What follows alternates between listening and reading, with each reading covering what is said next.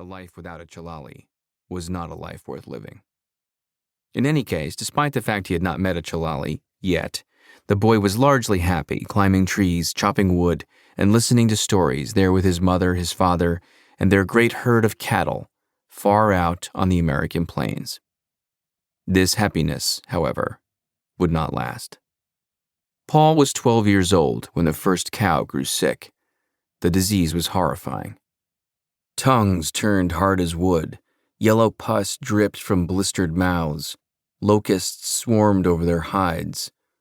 Worst of all, the animals lost their minds, charging at their owners as if they were strangers.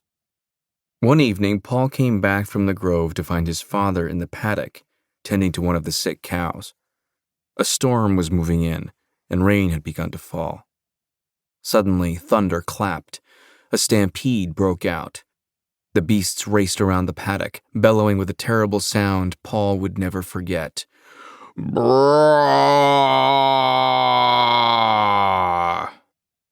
Paul shouted and ran to his father, but a bull knocked him to the ground, stomping on his foot.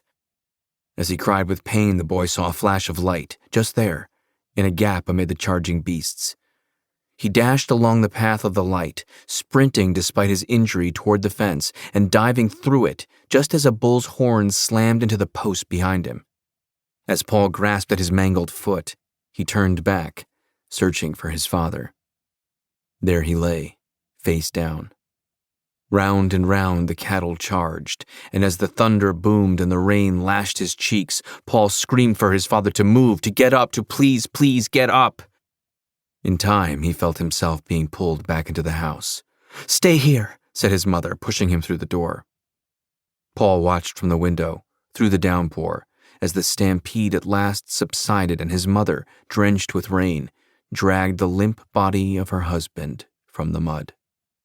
For the rest of his life, the image of his father's lifeless body, chin hanging down on his chest, would return to Paul's mind.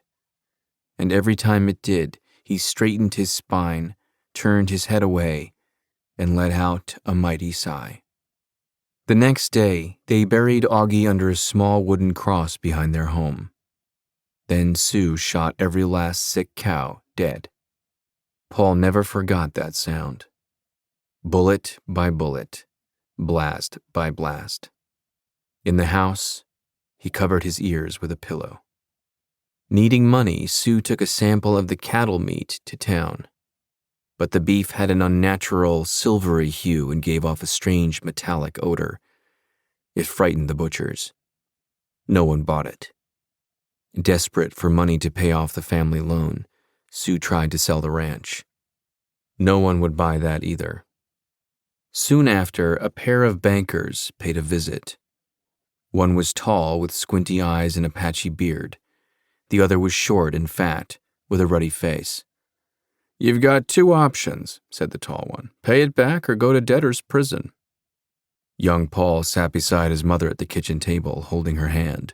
Sue asked, "How long will it take to pay it off?"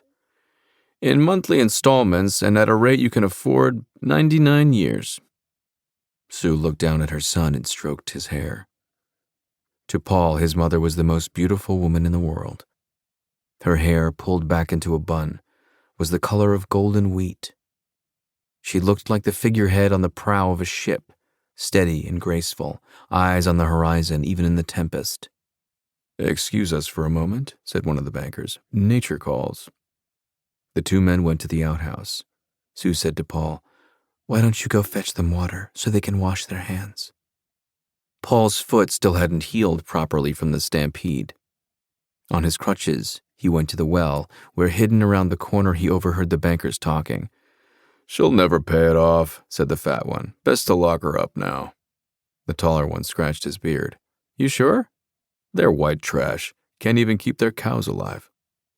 Young Paul felt like he wanted to throw up, knowing these men had the power to put his mother in prison. "Never easy to break up a family," said the tall one, heading into the outhouse. "Bah," said the fat one. "These crackers can get used to anything." In the end, Sue convinced the bankers her word was good. She signed the documents, promising she would pay the same amount every month. Days later, she and young Paul left.